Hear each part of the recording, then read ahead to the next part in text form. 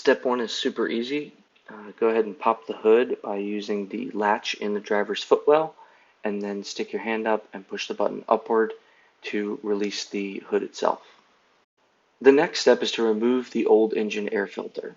The engine air filter housing is held on by 6 T30 bolts, shown here as I count them, and one of them is hidden underneath of the air intake hose. So that will have to be disconnected first, right there. Go ahead and remove the air intake hose by loosening the collar with a flathead screwdriver or a 7mm socket.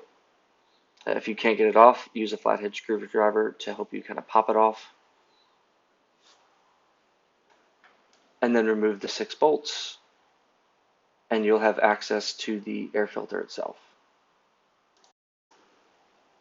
Once you have all the screws removed, pull up the housing, and then remove the old air filter by pulling straight up. Install the new air filter. Mine was a MAN C32130 in the exact same manner. So face down or baffles down. And then you're going to put all 6 bolts back and then reconnect the air intake hose, and you are good to go. If this has been helpful and you're looking for more Audi Q5 maintenance, please consider giving me a like or subscribing or even a super thanks. Thank you.